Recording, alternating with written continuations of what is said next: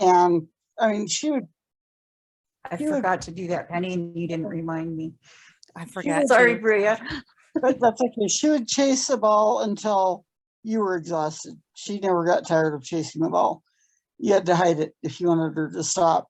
But anyway, so we just had to figure out how to turn that into a retrieval, and we did. But it was interesting because we were playing Scrabble. That's a big thing in our family.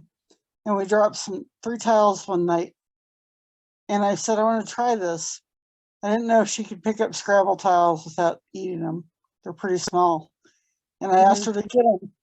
And she picked up the first one. And I heard noise. And I'm going, uh-oh.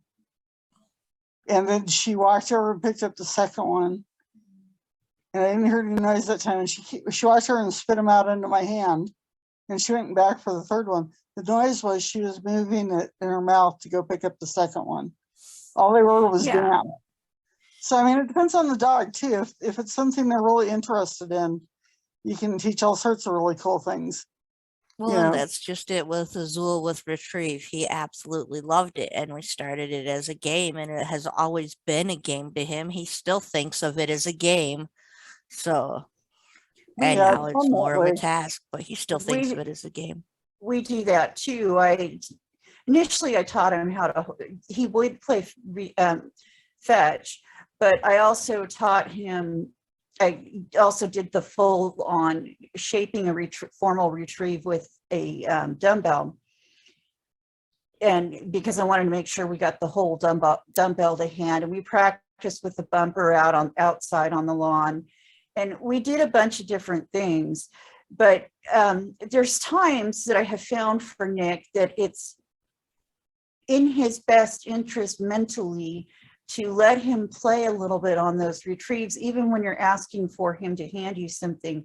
So Saturday when we were at agility, or not agility, we were at rally, and his job at rally is to pick up the cones when we use the cones. And, you know, they're just the little soccer cones. They're not very big.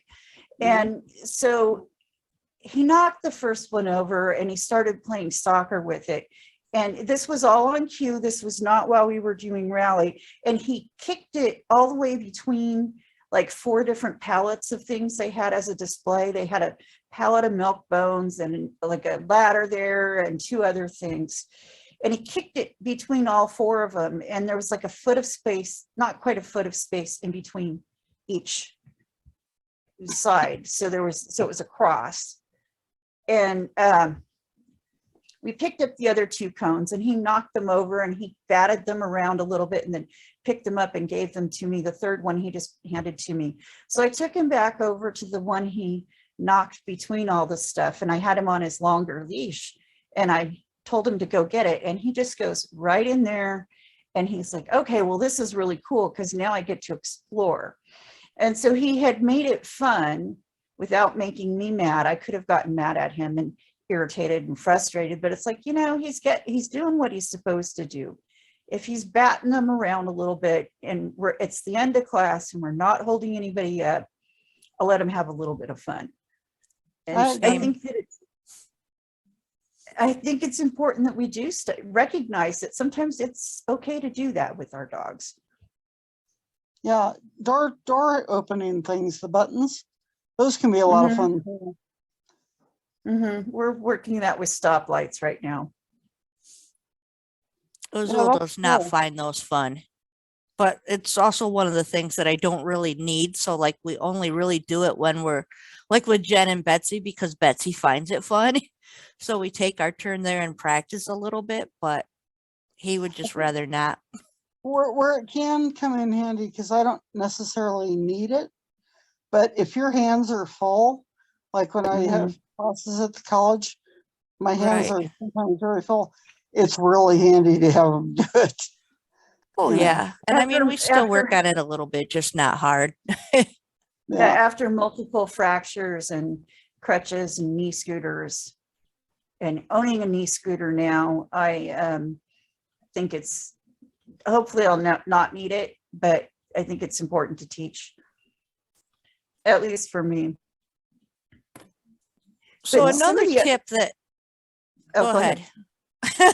Oh, I was gonna say another tip along with setting realistic expectations that we've been chatting about is that I want to also take a look at, basically what my end goal is when they're fully trained versus wherever my dog is right now, to see if there's a middle ground, basically.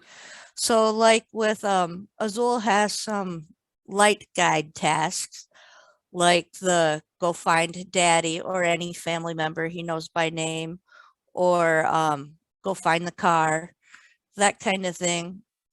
So because he has those, when he was younger, maybe even only like 3 months old, we played a lot of hide and go seek in prep for that. So we really didn't start doing the go find me tasks until he was closer to like 8 months old. And we still did that in a hide and go seek kind of way, but in the store where we knew he was, whoever we were going to find was only a few feet away, an aisle away or something easy, and built that up so that by the time that he was around 14 months old, when I started adding in my forward momentum task, he already knew how to locate the person. And so then we just had to teach the applying, the right amount of pressure to guide me to the person. Mhm. So it's all kind of stages based on the dog in front of you. So looking at the end picture of what I needed him to do when he was older and fully trained, I was able to back it up into successful steps that he could start as a puppy and have them all in place when I was ready to actually train the task. And I think it's something that's harder for new handlers to realize, to set up when they get their first or second dog, of what's the fun, what tasks do I want? Where do I start training these tasks? Is it appropriate for the dog in front of me? Like Nick, I've kept his tasks fairly low key and a fairly low number, but he actually has a lot more than I thought he would at this level of outdoor behavior. I thought at this age he would have more tasks, but his mental maturity, it's just he can't think, and he's getting but it's getting better. But I've spent so much time in the last 2 years working on getting him to think in excitement that I've let a lot of the tasks and the task foundations slip past. If he was a calmer dog, I might not have done that. If he was calmer like Azul, I probably would have started some of the other foundations sooner. Azul's not calm in all situations yet either. I mean, he is very, No, very but- calm for his age, his breed, everything. But But he he's still not has ca- the situations that quickly overexcite him as well. Yeah, and Nick's been high drive, and I mean, you see but until recently, if you see a bird, a cat, or a squirrel, it's been starts getting into high. You wait hunting all up. An SQUIRREL. That is the topic of the day here. Yeah, I saw that. Yep. Yeah, Definitely. I have one good. thing to say about that. Sexier than that animal.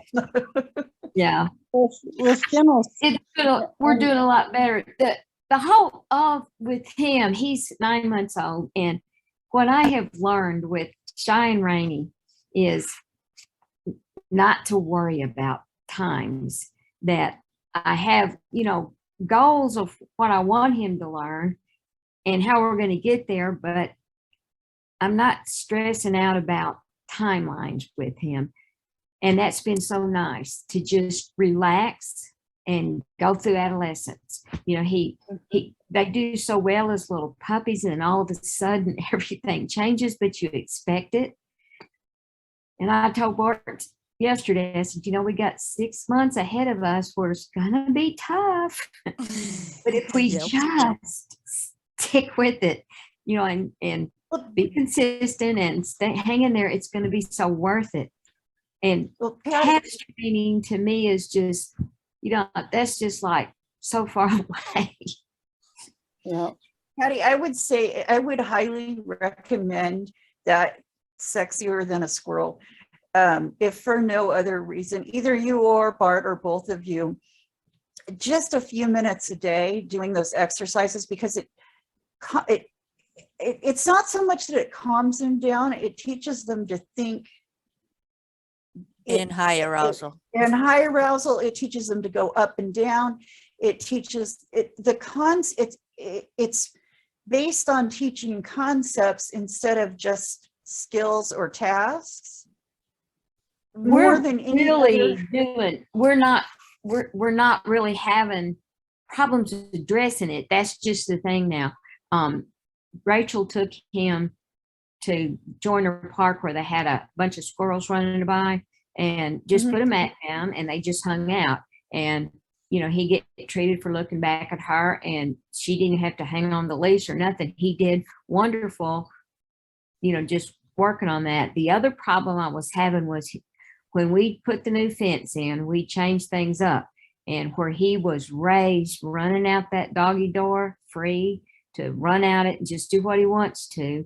Now, when he goes out the doggy door, we don't want him darting off after squirrels. We want him to turn and go on the fence. But we fixed it today. Actually, Rachel was over here yesterday, and she suggested taking a mat and putting it right outside, where you go out the door and down the steps, and that's in the garage. She suggested putting the mat down there and having him condition him to walk down the steps and lay on the mat. And I said, well, I got a really better idea. We have our new grooming table that you can go off that same porch and go straight across to the grooming table. And it's the same thing as a platform or a mat, and it goes up and down. So today we started, and it worked perfect. When he went out the door, he started to turn left, and he saw Bart standing there on the other side of the table. And man, he turned and went to that mat because he's been conditioned to go to that mat already. So we solved that. We're not having to deal with that right now. He's an adolescent, and that's just the thing that we're working on now. And the whole thing with him is I'm really not stressing out about him. When had Shy, I was stressed out. Rainy, I knew it was coming. And his things, they're a little bit different. But the whole thing with timelines, that for me, I hit the foundations, what you're talking about with relaxation and really working on that, the mat skills, all of the stuff in training levels, loose leash walking, the conditioning exercises for cooperative care, all these basic important things, target training.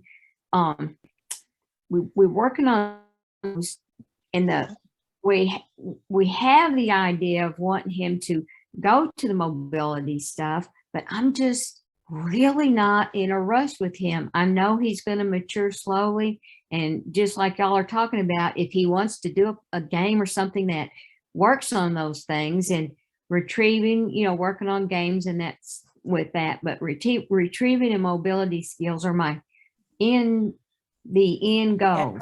Right. Yeah, but if it takes him to 2.5 to get there, I'm really okay with it. Tonight we just worked on, we went out on a patio for dinner, and the one thing I forgot to take is Rachel wanted me to start taking a mat with me, and I'm going to do that next time.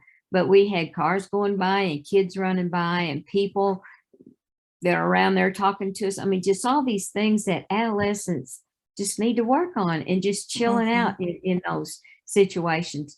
So we're kind of adolescents. Where I am now is going to be a long period of kind of working on what comes up, at the same time continuing to reinforce the foundations.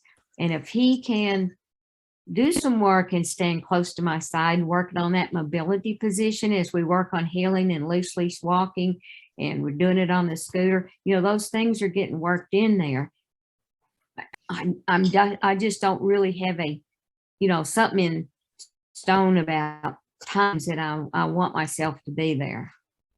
Right. For me, it's more Right. about, where the dog is mentally, physically, what are they good Mhm. for? So like all last winter, I don't think I had maybe one training session a week, and it was always just something, something that was more fun or old, like the target practice. We did kind of expand our target practice over the winter, but that's because both Oh, dogs yeah, do it and yeah. they love it. And it wasn't, we made such slow steps that there wasn't any pressure there. But that's where Azul was in his adolescent stage, that we worked on basics and that was it.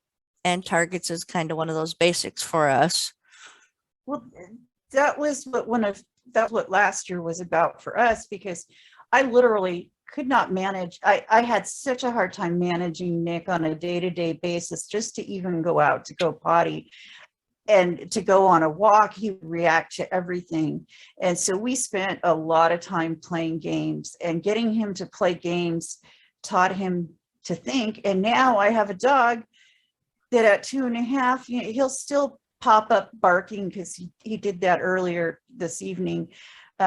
But for the most part, when he's in the house, he's curled up where he wants to be asleep, and he'll trot around and he'll do a few things, and he'll play with his toys, and he'll get the zoomies a little bit, not much, but he knows calm in the house, and he knows when we go outside, we're going to go do something fun. So it's helped. And then we do play the games on a fairly regular basis, for disengagement, for just reorientation back to me. And so he's to the point where I don't fear he's ever gonna, he doesn't want to leave me. He doesn't want to go away from me. He wants to be with me constantly. But to get there, we really had to just completely drop any thought of anything other than working on how are we working on getting through this management to the point where we could walk nicely on a leash. Now I can take him out on a 4-foot leash with whatever device I want to connect to the leash at the time, collar, leash, head halter, and or harness, and he'll walk nicely by my side, and he'll just like, okay, this is where I'm supposed to be. When I take him out in public, I do put a gentle leader on him, because he does a lot better with that, and I can use a hands-free leash with that for the most part and not have a problem. But it's, we have to learn, we have to decide at some point when we're going through timelines on training these tasks, where do we start? I think if we could teach retrieving at a young age before they hit adolescence, it's great. And if we can maintain a level of retrieving through adolescence, it's great. But I don't think it's, you're right, it's not the main focus, but it's something that can be used for management as well as for a task. And it's a good foundation for building a lot of tasks, as is targeting and tugs. Pop lights I've found them to be useful as well. Well, you can, the what's that button at Staples? Oh, the pop lights. Yeah, I found for pushing, for targeting. That's for teaching nose targets. I don't like them to use their nose, but I get them to use their paw for it. Yeah, my dogs do the paw too. Because it can hurt their nose if they use it to push buttons. Both my dogs have preferred to use their paws. Mine too. I let them choose one when we started playing with the lights, and we've only really started playing with the lights in the last 2 or 3 months. But I let them choose, and they all were more comfortable with the paw. So I can hurt. Only problem with light switches is that Paul tears up the paint and stuff. right, Oh, and I I'm not think actually when using Paul light switched the nose switches. Yeah, I don't I'm need it. using the push button lights Yeah, me that are too. more Yeah. like a door opening button. Nick must have been about 6 months old, and he got excited about something in the backyard. I don't remember what it was. And this was before I moved into my apartment. And the house had those rocker switches, the ADA rocker switches, Mhm. instead of the old fashioned flip Yeah. switches. So he jumps up on the wall by the sliding glass door, and the curtain was over top of the switch. And he just hits the curtain, not knowing where he's hitting the curtain, and turns on all the back lights. It's just like, what? It's like, I couldn't have planned that more. But It was a I quick was like, lesson I don't in, want you oh, to my do that. actions matter. Yep. Yeah. So I know, Cindy, you're kind of running things tonight, but it kind of brought me to a question that I think we could address, because we were talking so heavily with adolescents or, older dogs that are then Mhm. coming into being ready for task training. So it just kind of has me wondering, does anybody have like specific criteria that they see or observe in their dog that lets them know that, all right, now I think they're ready for this task? And pick your task, whichever one you're training, whether it's retrieve, forward momentum, lights, I don't care what the task is. But what are some indicators that you think your dog is ready to learn that particular task? That I use mine for some anxiety, and I didn't realize that was even a thing for me until I was working with my first trainer. And Shasta came and sat on my feet. We were downtown, and I told the trainer, and she laughed because I said, Shasta does that when she's feeling uncomfortable. And she said, no, Shasta does that when you're feeling anxious. And I Mhm. thought, oh, okay. And she says, so we need to shape that into a task, because she is trying to help you and you're not letting her, And I didn't That- even realize that that's what was going on. And she was right. But sometimes it takes someone else to point that out to you. Yeah, that's a very, very good point. Especially when we're looking at, older dogs, more mature dogs. The one thing that we have to be careful with there is for those people starting with a puppy, because a lot of puppies will naturally pick up on some things like that around 5 to 6 months old. And if we take that as the indicator that they're ready and start shaping it at that point, we typically usually rush them. Even with Azul's Yeah. migraine alerts, even though those are not really stressful to him in any way. And we paired it with and I had to really correct this later on, as far as me, not him. But when he was really young, around 5, 6 months, I wanted to reinforce it. So I used treats right away. And then around 8 months, we merged from treats to playing tug. So then I had a 14-month-old adolescent that every time I had a migraine coming wanted to play tug. So, I mean, I Yeah. had to correct that in myself, because the last thing you want to do when you feel a migraine coming on is get down on the floor and play on your hands and knees with your dog. So Yeah. that was me figuring out ways to figure out a better thing for him to do. But so I think we kind of have to watch that, as long as we're working with the more developmentally mature things, or dogs, I think having those natural kind of, when they start doing it on their own, then it's a good time to start shaping it. The other thing Yeah, I and thought about with the older dogs is, if you're working with a rescue dog, especially, you don't want to start that too early in a rescue dog either, because they need at minimum 3 months in the new situation just to get used to their new situation before you Mhm. start really putting heavy duty stuff on them. And to feel really comfortable and safe in that situation. Yeah. I also think you need to have a dog that can be calm on a walk and calm in the house and isn't hyped up and anxious before you start teaching tasks of any nature, because if they need to, a basic skill for a service dog is they need to be able to essentially lay around for hours, depending on what's going on and where they're going. And, if you have a doctor's appointment you have to go to, that's hours that you're gone all day, and, you get to go outside, just a few times. They need to be able to sit and be patient. And I think that's as much a foundation skill as anything else that we teach our dogs. And, if they can't be patient, if they can't be calm in the house, and there's nothing wrong with playing with them in the house. I'm just saying that, they need to have their time where they can learn to be calm somewhere in the house for a period of time and out in public for a period of time before we start putting any other kind of pressure on them. If you want to teach retrieve as a game, as a puppy, I think that's a good idea. I think every service dog, my personal opinion, every service dog should retrieve, because I think everybody can benefit from a retrieve.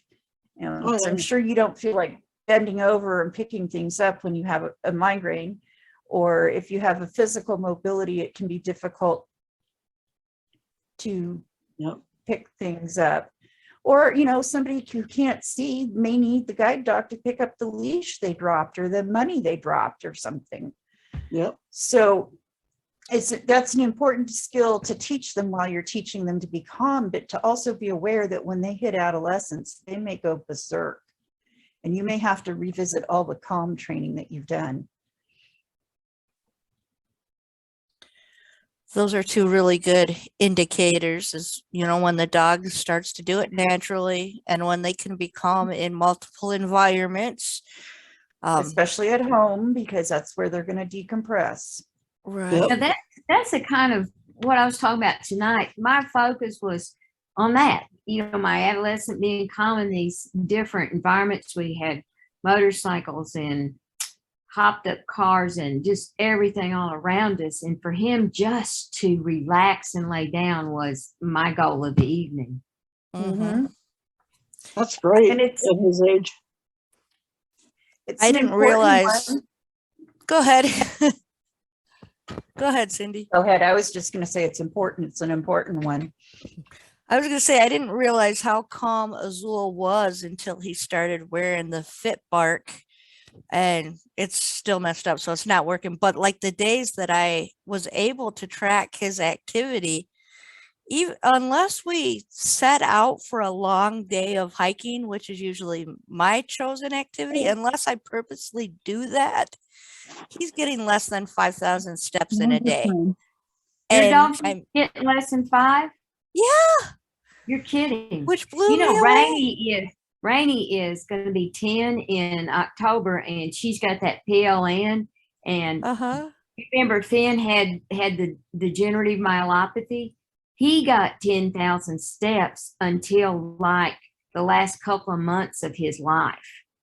And Rainey's goal every day is 10,000. Just from watching her. See, I've used this for years, and I know that if she makes 10, that she's getting active, during the day several times.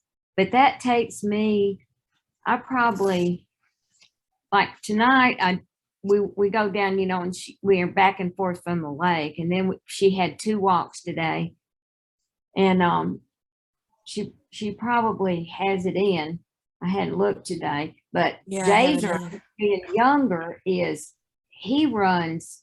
I like him to run 20 to 25 to be able to get him where he's got enough activity where he can really chill out at night. And that's people who don't use these steps. It's amazing how much time it takes to invest in a dog, for them to do that. And Azul's had some busy days where he's gotten 10 to 12,000, and he's totally fine with that and capable of doing it. But if I'm having a day where I'm not capable of doing it with him, he's very content at 5. That's fine if you're doing that. I'm just surprised that he is a more active breed. I know. than That's what, my old golden retriever, and that kind of makes me feel better because if you're just getting 5, I don't have to stress out. I'm He getting got 13 five- and a half today. I just looked, and that I'm that getting- includes 2 walks. I'm getting between 5 and 10, and most of that is because I can't do as much walking as we were doing because I really messed my back up last fall, and I'm looking at having to have surgery on it. And until we figure, we've got it manageable right now, but it's If really you would limited. find a scooter, that would help you so much. This is what helped me more than anything is that scooter. And I bought it on Craigslist, the first one, cheap. And I don't know how I would do it if I didn't have that scooter. Because I tell I her had walk one night was on the scooter. And we know the dance steps. It sometimes she's out here, sometimes she's over here. And I'll be good when he learns that, but don't that take a he'll learn long it. time? It takes time. He'll learn it. Well, see, Yeah. Rainey's perfect with it now, and she's going to be 10 years old this year. Just you get them right where they're Well, Nick- supposed to be, and then you got a couple of years left. Azul's Nick's pretty pretty- good with that flexibility too. Some of Nick's- them are maybe not as reliable in certain situations, just depending so normally he will do a forward momentum pull very, very easily if I'm holding that handle, but I also will have a leash usually strapped to his back hook. So if we're out on a natural hike, he can do that forward momentum pull when he's out way out in front of me. But then he also gets more distracted in that environment. If he wants to stop and smell on our way up the hill, he'll do it when he has full leash. Compared to when if I really, really need that help up the hill and don't want to stop a million times, then I need to switch to holding the handle so that he won't feel that he has that flexibility to stop and sniff along the way. So Well, it is a Nick- dance, as you said. You just have to kind of figure out what works best for you. But you know, when Rainey is- was the age of your dog, she was not Nick or your dog. She wasn't there yet, and that's something I'm learning that I was talking about earlier. Maturity is there's just so much importance in not rushing things until they're mature. Rainey Yeah. was almost 4 when I lost Shy, and she had all the basics, and she was trained, but she wasn't nearly where she is now, where she could do the dance with me because she didn't do it that much. And it took us the next year to kind of transition to partnering together. But then she's 4 and 5 years old then. By the time she's 5, she's solid with me. But look Mhm. at all the time that we put together till we got there. Now, she would have been solid if I hadn't had Shy by the time she was 3 and 4, probably 4, maybe. I think I 4 noticed- is probably a wonderful year. I noticed your post when you were talking about the difference between training Jazer and training Rainey. You had said that one thing you did differently is you've learned to take Jazer separately, or you didn't Oh, do that. wow, with that's, Rainey. yeah, and that is been hard on Rainey, really hard on her. And it's hard on me because like tonight, I had to go to the bathroom. It's a long way away, and Jazer's not ready to go through the whole restaurant that was busy. So Bart had to stay with Jazer, and I had to get myself to the bathroom. And I end up cruising on walls and going on tables and stuff. Now, if Rainey were with us, I'd take her and go to the bathroom. Yeah. So Right. it is more difficult, but I'm not going to have to get Jazer weaned off of Rainey at any point. He's from the beginning has worked without her in public. Well, So I think both of them help, and once in a while she does go. But I think if you're training a new dog with an old dog now, I think you need to be very careful every week that you have time along with the new dog. Yeah. Right. That also is going to help you with trusting him when he is to that point. You're going to have more Mhm. trust for him because you've built it up over time, and it's not just okay, today we're totally switching and this one's retired and now I always rely on this one. It's Well, more that of a happened in slow mine. transition for you that Yeah. way. I learned a lot. I also got a really weird transition with Poe to retirement because it was basically she was going everywhere with me. And then I ended up staying with my parents for 6 months. And every time I went to take Poe anywhere without my parents, when I was going places with my boyfriend, my mom would start having a hissy fit about me taking my service dog with me and wanting Poe to stay with them. And so it was a little bit easier for her in some ways when Nick came along, because she was okay with staying, but she also wanted more attention from me because she was used to getting all this training attention, and it's like, and all my energy was going to training Nick. So Yeah, that's hard on an older dog. and you know, she was that old. So right now she's, when the weather's nice enough, when it's not too hot and it's not too wet, she goes over to Ken's house, and he's got 2 dogs, and she stays in his backyard while he's at work, and she gets to choose whether she comes in at night or not. And she gets to basically choose how much interaction she wants. So so she doesn't have to sit there and worry about whether she's getting enough or appropriate attention, because Nick's going everywhere. Yep. It's hard on- really a hard thing. Any way it happens with Rainy, Shy was the sudden he's gone. And now we have to transition. And it was hard on both of us. But now Rainy has a puppy shows up, and all of a sudden she was the only dog and went every time we went out the door. And now the puppy went somewhere and she got left at home. And I didn't think she'd care, but she does. It's been, that part has been a little challenging. I mean, she's a good girl, but I just hate leaving her standing at the door looking at me. You know, like, how come I'm Right, not because going? she's so used to going. Yeah, she is. She has to struggle a lot I'm with taking that. her one night a week and to church is her time. And then Jaser's going, you know, he might be going out 3-4 times a week. But at least she's getting the 2. And I think that's better than cold turkey and a dog and just, you know, stop taking them.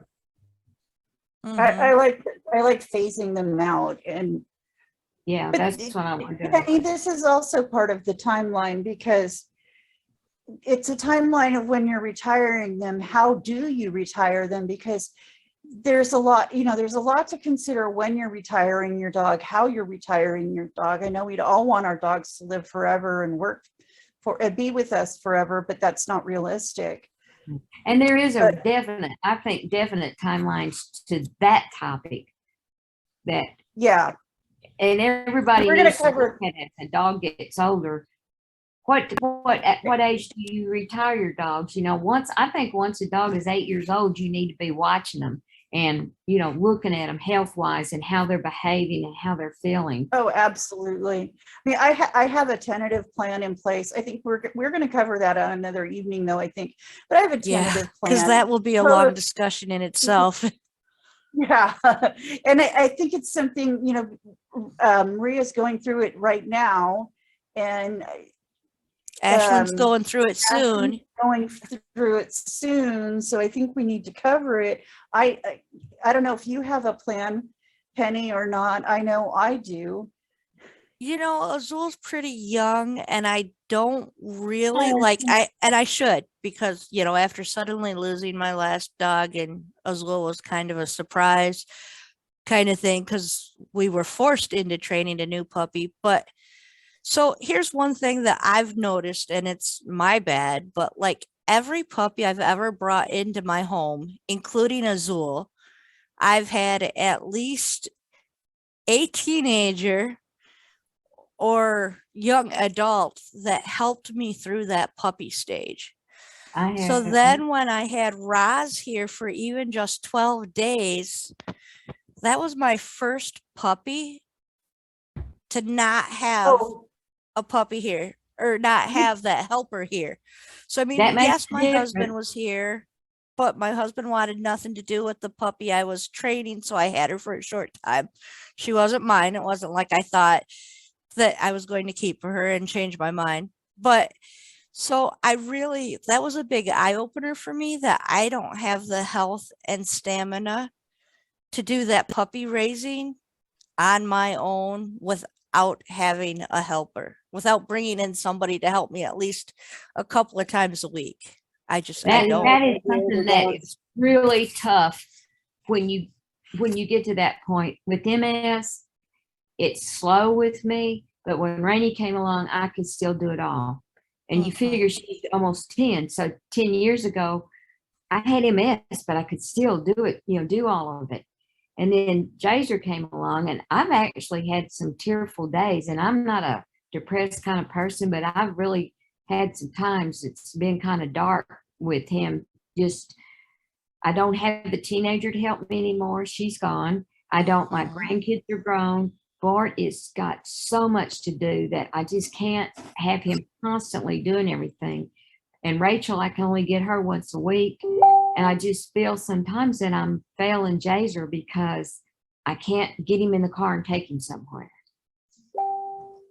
Yeah, that's a big consideration when you're looking at that next dog. And that's kind of like why I don't have a plan for Azul to retire, because at that point I'm really going to have to look at least hiring outside help if I'm not closer to my kids, you know.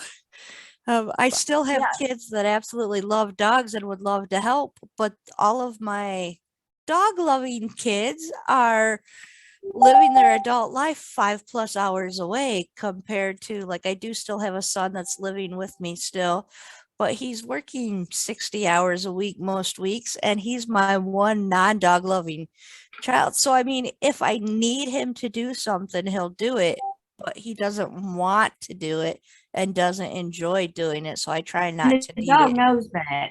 A dog knows when the human doesn't want to do it. Right. Ashlyn says that she's getting a puppy soon, and Lily's turning 8 in June. So that's back to the other part of the equation.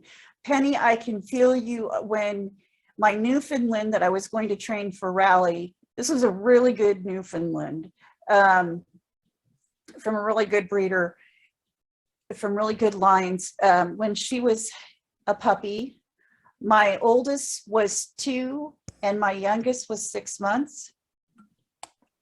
And I was raising a puppy at the same time. It was very challenging. My very first dog as an adult, I had a 3-month-old, a 2-year-old, and a 4-year-old. When my husband brought home a 3-month-old puppy, I would have liked to have strangled him. It's about management. No, I was the one who insisted on this dog because we had lost 2 huskies in a 2-week period. Well, at that time I could still do it. I was young and I didn't have the issues I have now, and I could do it. But I have definitely realized that it's not going to happen again, and Azul has been a great puppy, great dog. Is that all personality, or does that have to deal with the fact that I've been doing calming activities with him since he was 10 weeks old?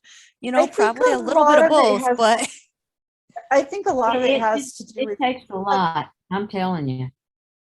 It takes a lot, but a lot of it has to do with puppy management. And, can you use the tools? Our lives have revolved around puppy since he got here, and we expected it and knew it. But I think a lot of people don't really understand when you're going to owner train.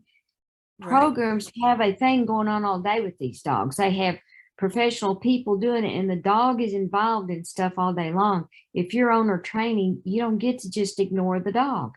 That's not part of it.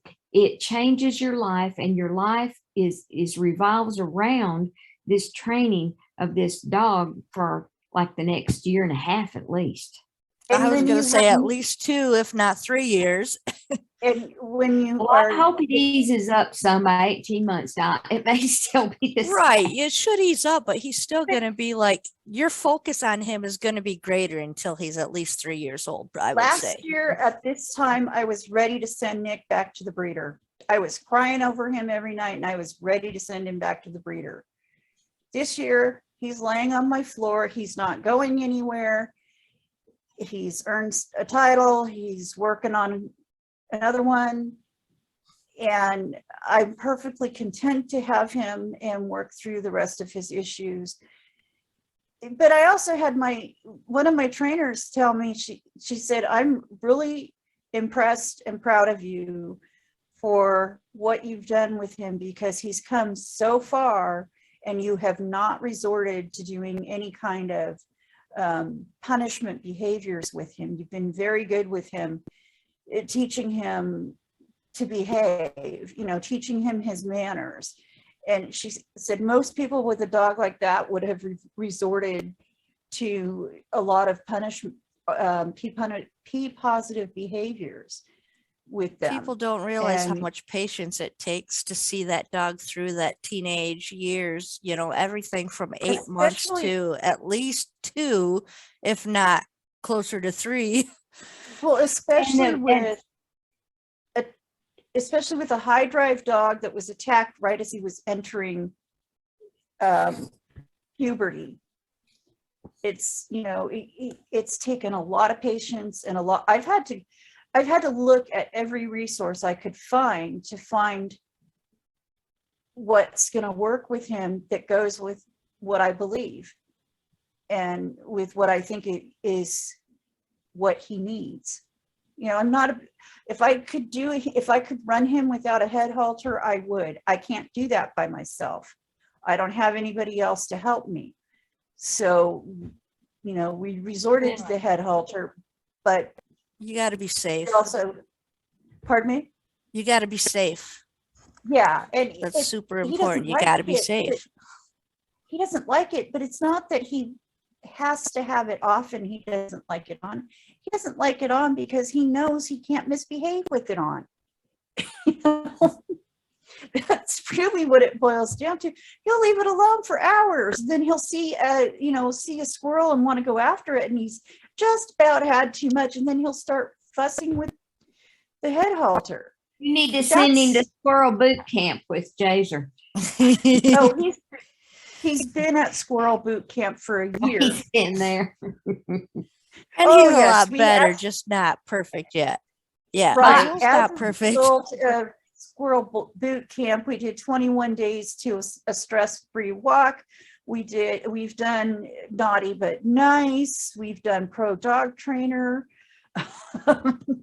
We've done a lot with them.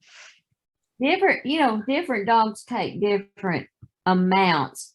But even an easy dog, I think that I forgot until I got Jaser how much time involves with the family. And when We said tonight was going to be a short night, and here we are, an hour and a half in and way, way, way off topic, but that's okay because I Yeah, but think we these stayed are on good topic for the conversations. first. We stayed on topic for the first hour. Maybe. First 45 Most of minutes, the time. maybe. Go back to it. James. A lot of it is. So we fast came up with forward. some good topics. Oh, yeah, definitely.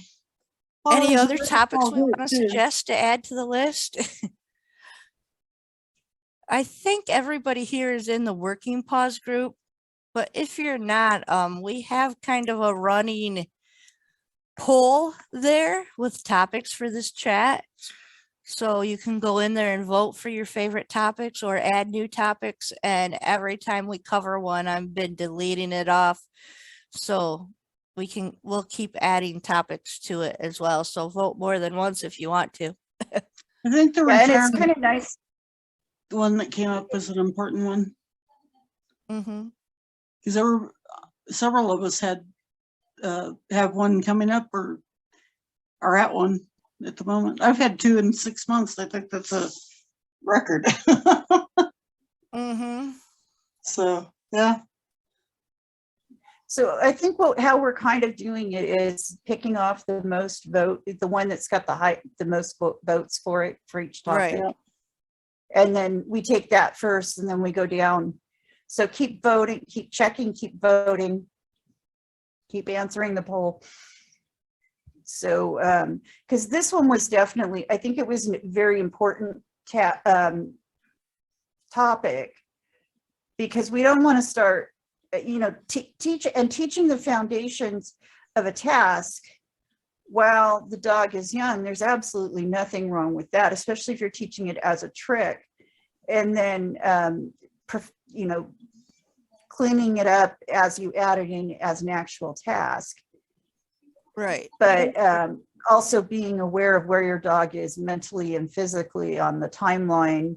You know, I just, there's some tasks, you know, I don't know how much I want to how much I want to trust mobility skills to a dog that's not completely emotionally mature.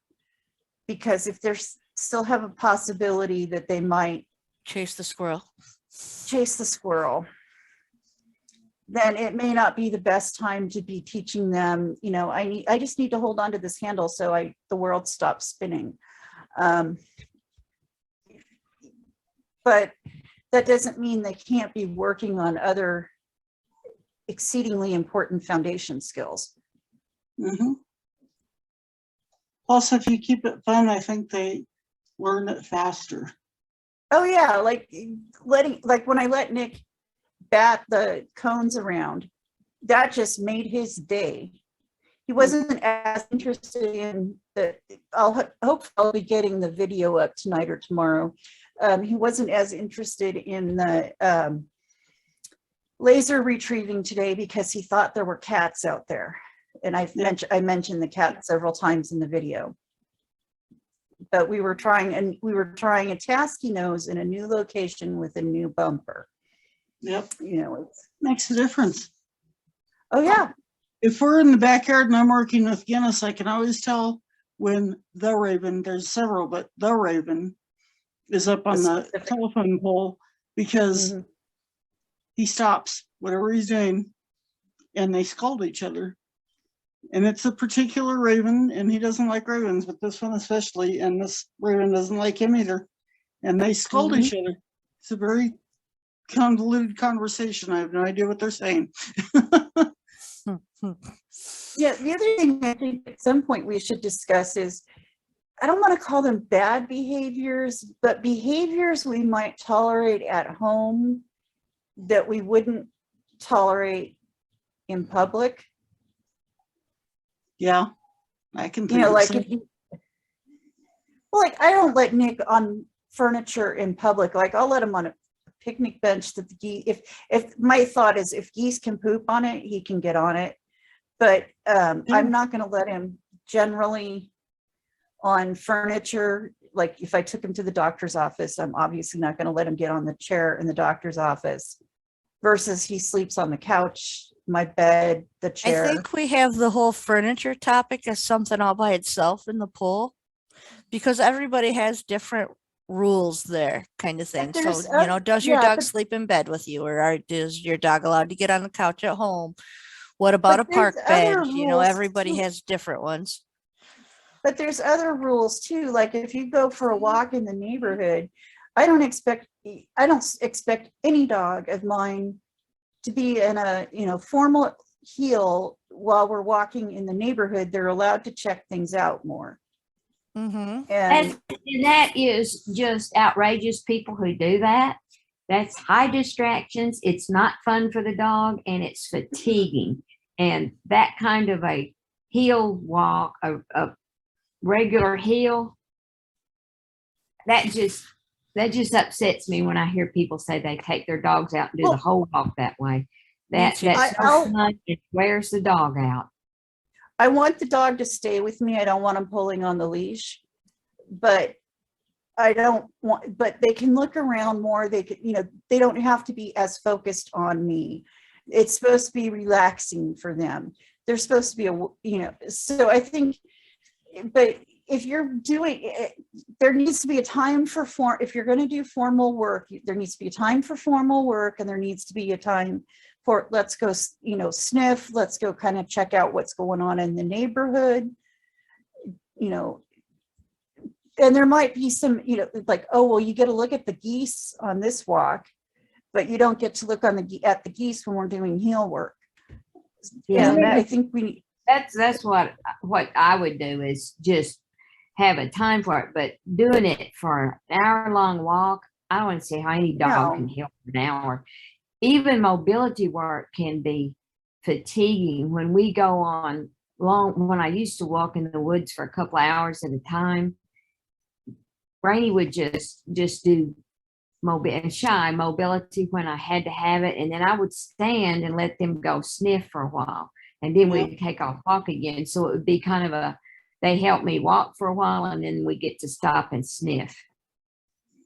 We have a problem with an off-leash, very aggressive dog in our neighborhood currently. So we're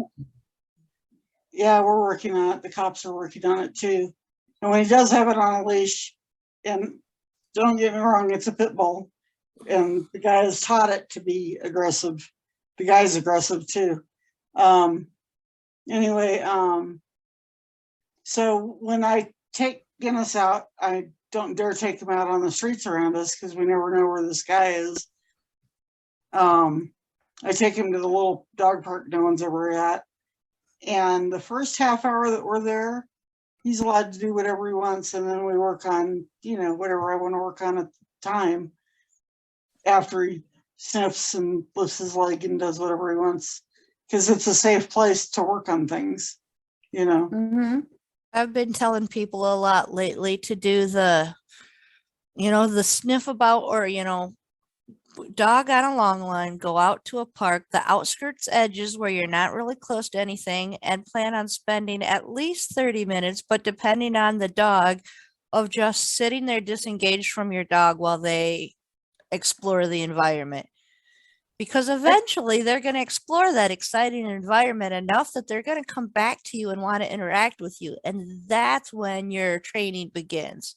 Whether you're going to then do a smaller leash and go for a walk, or whether you're going to play games, or you're going to work on, the cues you've been teaching that you want to generalize, whatever it is, but give them that time first to acclimate to whatever environment you're working in. Yeah. And walks, Donna's even said this a few times, and it's what I do.